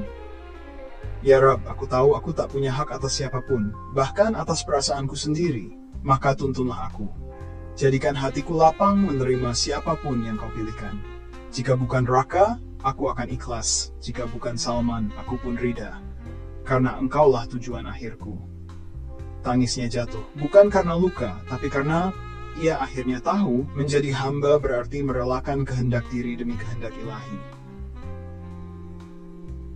Jalan mana yang akan ia tempuh? Beberapa hari kemudian pesan masuk dari panitia acara santri nasional. Alia diminta menjadi narasumber karena tulisan-tulisannya tentang adab dan peran perempuan muslimah telah menyentuh banyak hati. Ia diam, hatinya berkecamuk. Ia tahu, di forum itu mungkin ia akan bertemu seseorang atau bahkan dua orang. Namun kini ia tidak takut lagi. Jika memang harus berjumpa, biarlah Allah yang menjadi pengatur skenarionya. Tugasku hanyalah menjaga diriku, menjaga adabku, dan menempatkan cinta di bawah naungan langit, bukan di atas kehendaknya. Dan kelak, di forum itulah ia akan berhadapan pada satu kenyataan, bahwa dua laki-laki yang diam-diam menaruh cinta padanya, ternyata saling mengenal, saling menghormati, dan sama-sama mendoakan. Dan ia harus memilih bukan dengan rasa, tapi dengan ilmu, ridha, dan petunjuk Allah. Bukan karena siapa yang paling hebat memikat, tapi siapa yang paling dalam meyakinkan hati bahwa jalan menuju Allah bisa mereka tempuh bersama. Ruang aula itu tak megah, tapi penuh keberkahan. Karpet sederhana, bangku kayu panjang, dan dinding-dinding putih yang dihiasi kaligrafi adab dan nasihat dari para ulama terdahulu. Sebuah acara silaturahmi nasional untuk para pembina pesantren, aktivis dakwah kampus, serta tokoh muda pendidikan Islam. Dan disinilah Alia melangkah dengan langkah ringan, namun batin yang mantap. Ia mengenakan gamis polos berwarna pastel lembut, dengan kerudung yang menjuntai hingga dada. Tak ada make up, tak ada wewangian, tapi ada cahaya tenang di wajahnya. Cahaya ilmu dan penerimaan. Selesai sesi pertama, saat semua peserta dipersilakan istirahat, Alia berjalan ke halaman belakang untuk mencari udara segar. Lalu suara itu terdengar lembut tapi tegap. Assalamualaikum Mbak Alia. Ya. Ia menoleh. Dan di sana berdiri seorang laki-laki muda, mengenakan batik tenun dan celana panjang. Sikapnya sopan, tangan menyatu di depan dada, wajahnya tenang. Salman. Lelaki yang selama beberapa bulan terakhir kerap berdiskusi dengannya lewat email dan forum daring. Lelaki yang tak pernah sekalipun mengangkat isu pribadi, tapi sering mendoakan dalam barisan kata-kata bijak. Lelaki yang diam-diam mulai dikenalnya sebagai kawan dalam ilmu. Iya, Mas Salman? Salman tersenyum. Alhamdulillah, akhirnya bisa bertemu langsung. Saya banyak belajar dari tulisan-tulisan Mbak Alia, terutama soal adab sebelum ilmu itu. Alia hanya mengangguk pelan. Ada rasa syukur, tapi juga awas. Ia tahu batas, ia tahu ini bukan saatnya hati berbunga. Tiba-tiba seseorang datang, namun sebelum perbincangan terlalu dalam, suara lain muncul dari arah kanan. Salman, antum di sini rupanya. Mereka menoleh. Alia menahan napas. Rak wajah yang sangat ia kenal, tapi kini lebih dewasa, lebih dalam, lebih terluka, tapi ikhlas. Raka tampak terkejut. Namun ia segera menunduk dan menyambut Salman dengan pelukan hangat, seperti sahabat lama. Kenalkan, ini Alia, kata Salman. Raka hanya menatap sejenak, menahan gemuruh batin.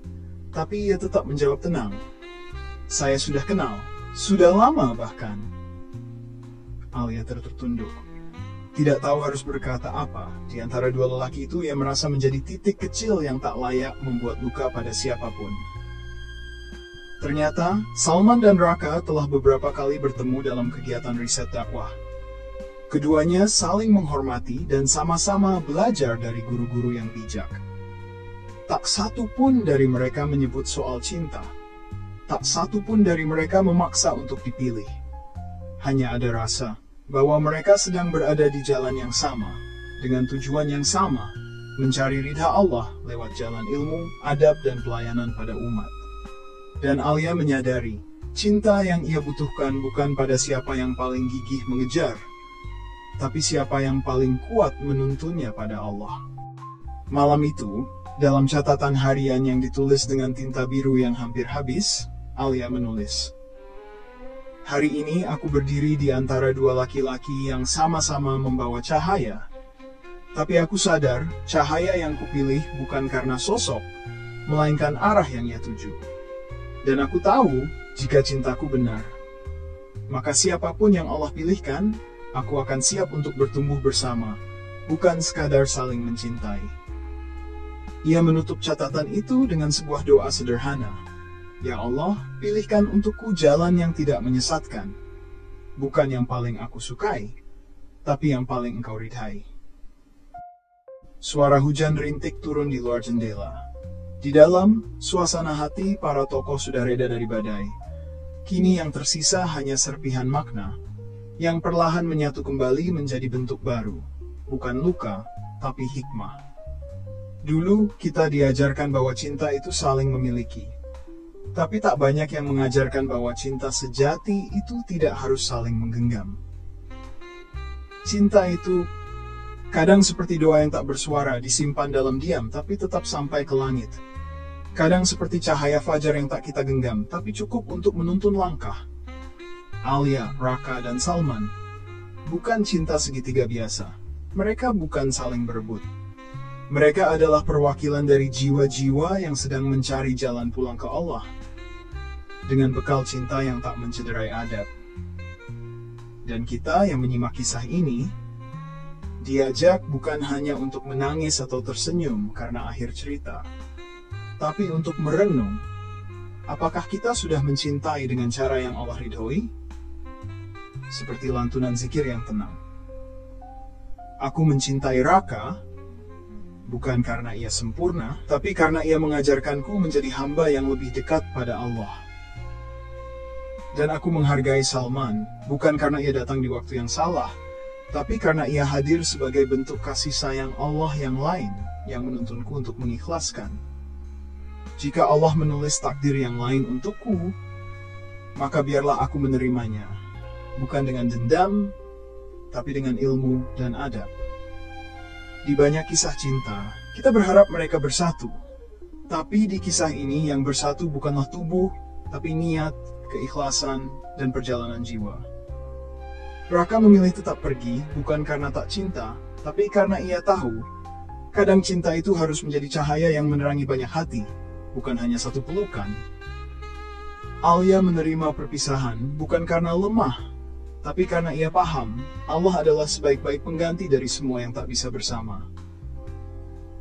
Dan Salman, ia berjalan bukan untuk menggantikan siapapun, tapi untuk membuktikan bahwa cinta tak selalu harus memiliki, untuk menjadi berkah. Doa terakhir, untuk hati yang masih menanti. Ya Allah, jika rindu ini memang belum harus pulang, maka jadikanlah ia kekuatan untuk memperbaiki diriku di jalan-Mu. Jika cinta ini belum bersatu, maka lindungilah ia agar tak melukai, tak menyakiti, dan tetap terjaga dalam keridhaan-Mu. Karuniakanlah kami ilmu untuk memahami takdir, adab untuk menahan diri, dan keikhlasan untuk menerima keputusan-Mu. Cinta bukan sekadar ingin memiliki. Cinta adalah keikhlasan, ilmu, dan adab dalam menerima kenyataan. Karena pada akhirnya, tak semua rindu harus pulang, tapi setiap cinta yang tulus tak akan pernah hilang dari pandangan Allah.